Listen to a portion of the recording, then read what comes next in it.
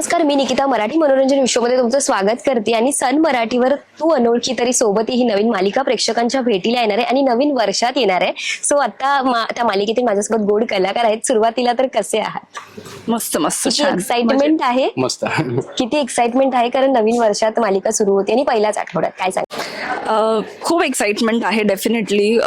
एका मोठ्या गॅप नंतर मी पुन्हा येते, त्यामुळे एक थोडीशी भीती पण असते. लोकांची मेमरी आजकाल खूप शॉर्ट टर्म झाली आहे, सो आपल्याला एक असं वाटतं की अरे आपण लक्षात असू का लोकांच्या. पण नाही, असं काही नसतं. ते प्रेक्षकांचं प्रेम ते आपल्याला सोशल मीडियाद्वारे किंवा कुठे बाहेर कुठे दिसले भेटले तर ते देत असतात. आणि मला खात्री आहे की मालिकेलाही तितकंच प्रेम देतील. येस, काय सांगशील अंबर? मी ग्रेटफुल आहे या गोष्टीसाठी की नवीन वर्षात सुरुवातीलाच काम चालू होत आहे आणि त्यासाठी सन मराठीचे आणि आयरिस प्रोडक्शनचे आभार मानतो मी की त्यांनी मला ही संधी दिली. आणि आपल्याला जे काम करायला आवडतं ते काम करतच आपण वर्षाची जेव्हा सुरुवात करतो तेव्हा एक वेगळं फिलिंग असतं आणि ते मी आता अनुभवतो. येस, तुमच्या भूमिकेबद्दल काय सांगाल? मी समीर देशमाने हे कॅरेक्टर करतोय, जो अत्यंत रिस्पॉन्सिबल साधा मुलगा आहे ज्याच्यावर घरातल्या जबाबदाऱ्या आहेत आणि तो मनाने खूप हळवा आहे. तो खूप प्रत्येक गोष्टीचा इमोशनल अँगलने विचार करणारा आहे आणि आयुष्याकडे बघायचा एक पॉझिटिव्ह ॲटिट्यूड आहे त्याचा. कुठल्याही वाईट गोष्टीमधनं चांगलं कसं शोधायचं हे त्याला माहिती आहे आणि जे पदरी पडलंय ते पवित्र मानायचं आणि पुढे जायचं हा त्याचा स्वभाव आहे. सो मी असं एक कॅरेक्टर करतो. काय सांगशील भूमिकेबद्दल? अर्पिता पुरोहित नाव आहे माझ्या कॅरेक्टरचं आणि डबे बनवते ती. अन्नपूर्णा खानावळ नाव आहे तिच्या खानावळीचं. आणि खूप साधी, एक सरळ, सेन्सिबल अशी मुलगी आहे. अगेन खूप तिच्या आईसोबत तिचं एक वेगळं नातं आहे, जे तुम्हाला मालिका सुरू झाल्यावर तुम्हाला कळेल की काय एक नातं ते वेगळं आहे. तो एक प्रॉब्लेम आहे तिच्या आयुष्यात, पण त्यातून ती कशी सावरून स्वतःचा मार्ग काढून तिचं आयुष्य जगत असते, जे इथे आपण सगळ्या स्त्रिया करत असतो. प्रत्येकाच्या आयुष्यात काही ना काहीतरी अप्स अँड डाऊन्स असतात, काहीतरी एक प्रॉब्लेम असतो, पण त्यातून आयुष्य फिगर आउट केलेलं असतं मुलींनी आणि बायकांनी, आणि ते निसर्गाने त्यांना ती ताकद दिलेली असते. येस, आता आम्ही प्रोमो बघतोय, खूप कमाल झालेत ते प्रोमो शूट करताना. किती मजा आली, कारण प्रोमो मध्ये आम्ही बघतोय की पूर्ण चाळ दिसते, खूप जास्त लोक आहेत, म्हणजे चाळीतल्या प्रत्येक घरातला आवाज कसा बाहेरपर्यंत पोहोचतो, सगळ्या गोष्टी आम्ही बघतोय. सो त्या प्रोमो शूट करताना तुम्हाला किती मजा आली आहे? नाही, डेफिनेटली आम्ही आउटडोर शूट करत होतो आणि तो पहिलाच दिवस होता आमचा, कारण तोपर्यंत काही शूट झालं नव्हतं आणि त्या कॅरेक्टरचा पहिला दिवस आमचा, त्या भूमिकेत आमचा पहिला दिवस. सो नर्वसनेस होती, एक्साइटमेंट होती, पण ऑफकोर्स लेखकांनी इतकं छान लिहिलं होतं त्यामुळे ते करायलाही तितकीच मजा आली आम्हाला. येस, काय सांगशील? माझ्यासाठी हे कल्चर नवीन आहे चाळीचं. मी राहिलो नाही कधी चाळीमध्ये पुण्यात असल्यामुळे. सो मला ते खूप एक्साइटिंग होतं की चाळीत लोक कसे एकमेकांना धरून राहतात, ती भांडणही तेवढीच करतात पण प्रेमही त्यांच्यात खूप असतं. आणि प्रोमोच्या दिवशी खरं तर शूट करताना मला एवढा अंदाज नव्हता, पण तो बघितल्यावर जेव्हा लोकांनी त्याला इतक्या चांगल्या पद्धतीनं रिस्पॉन्स दिला त्यावेळेला खूप बरं वाटलं आणि एक आपण राईट ट्रॅकवर आहोत याची जाणीव झाली. येस, फ्रेश पेअर आहे मालिकेमधून आम्हाला बघायला मिळतोय. सो तुमची अशी पहिली भेट मालिकेवरच झाली की याच्या आधीही काही भेट होती तुमची, ओळखत होता तुम्ही? आम्ही ऑडिशनच्या वेळेला भेटलो होतो आणि एक सीन होता जो आम्ही दोघांनी केला होता. त्यावेळेला आमची भेट झाली होती, पण मग त्याच्यानंतर काही कॉन्टॅक्ट नव्हता. आणि जेव्हा लक्षात आलं की योग्यता कास्ट झाली ऑपोजिट, त्याच्यानंतर आम्ही सेटवर भेटलो आणि मग जसे आम्ही सीन करत होतो आणि हे करत होतो तसं एकमेकांना ओळखत गेलो. वा, की दोघंही एकाच स्वभावाचे माणसं होत आम्ही. नाही, मला खरंच बघायला दिसतंय ते, म्हणजे खरंच एका स्वभावाचे तुम्ही वाटताय, खूप अशी शांत संयमी असतात ना, तसे वाटताय तुम्ही. काय? हो, तेच आम्ही ऑडिशनला भेटलो होतो आणि आम्ही तेवढाच एक सीन एकत्र केला. नंतर तू त्याच्या मार्गाने, मी माझ्या मार्गाने, आम्ही आपल्या स्वभावाप्रमाणे आम्ही गेलो. आणि मग जेवढं वर्कशॉपला मी त्याला भेटले, मी ऐकलं होतं की चांगला कलाकार आहे तो, कामात उत्तम आहे, आणि ते मी ऑन सेट सुद्धा मी ते अनुभवलं. आणि आय थिंक तेवढं इनफ असतं. आपल्या खूप अगदी बेस्ट फ्रेंडच झालं पाहिजे आणि असं होत नाही. म्हणजे जेवढं मी काम केलं त्या सेटवरचे सगळेच माझे बेस्ट फ्रेंड्स नाही आहेत. काही त्यातलं क्वचित एखादी व्यक्ती असेल जी खूप जवळची होऊन गेली. आणि आम्हाला आय थिंक 25 दिवस झालेत सुरू होण्यात, त्यात आमचे सीनही फार कमी झालेत, पण तरी त्यात आम्ही खूप चांगले, म्हणजे मी चांगले फ्रेंड्स झालोय. आणि बऱ्यापैकी आमचे स्वभाव सिमिलर असल्यामुळे ते फार सोपं जातं. देर इज नो जजमेंट, कारण मी गप्प बसले तर ह्याला काय वाटेल मी शांत, असं काही नसतं आमच्यात, कारण आम्हाला कळलेच स्वभाव एकमेकांचे थोडेफार तरी आतापर्यंत. सो चिल्ल आहे सगळं. शिवानीला हे पेअर किती जास्त आवडतंय? शिवानीला आवडली खरं ही पेर, आणि ती म्हणली की एक वेगळी पेर आहे आणि चांगलं वाटतंय तुम्हाला बघायला एकत्र.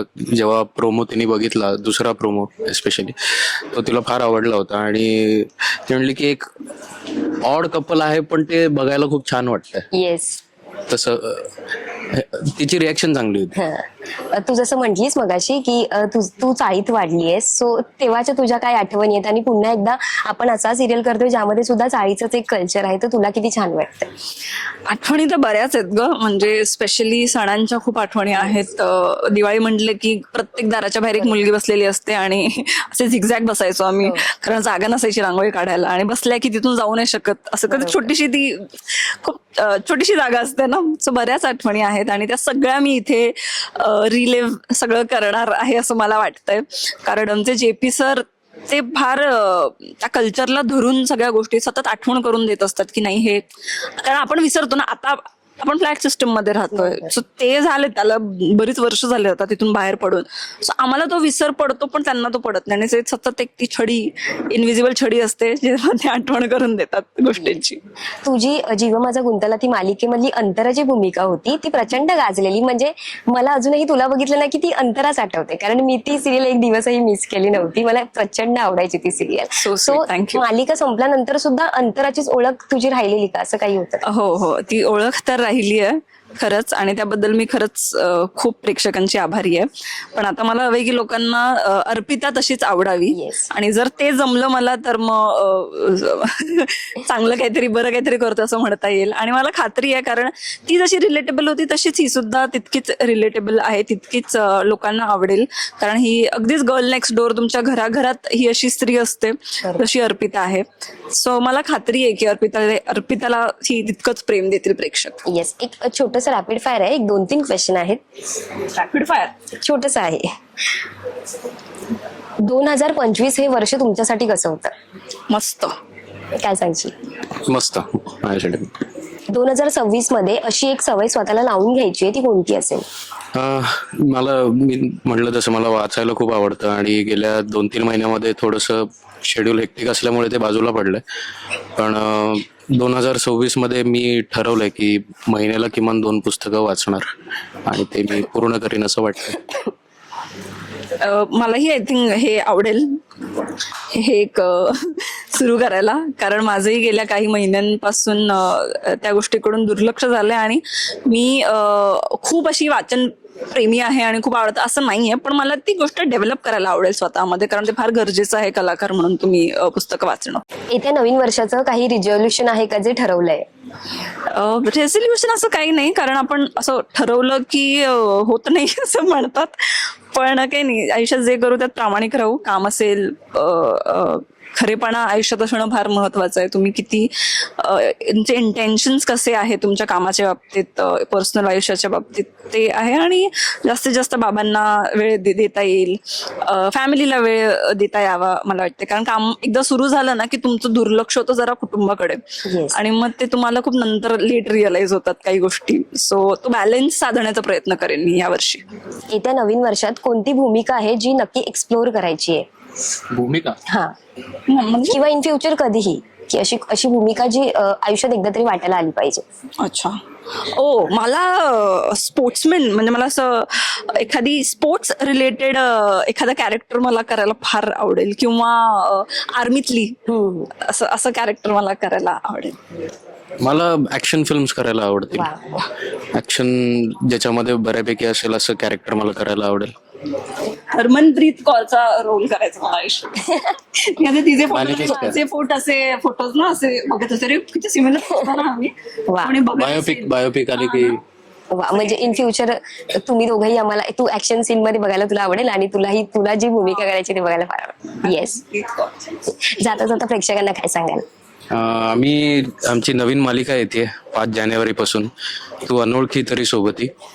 सन मराठीवर रात्री 9 वाजता एक खूप साधी गोड गोष्ट घेऊन यायचा प्रयत्न करतोय आम्ही, आणि त्याला जास्तीत जास्त प्रेम तुमच्याकडनं मिळावं अशी विनंती करतो मी तुम्हाला. खूप प्रेम दिले तुम्ही आजपर्यंत, तितकंच प्रेम याही मालिकेला द्या.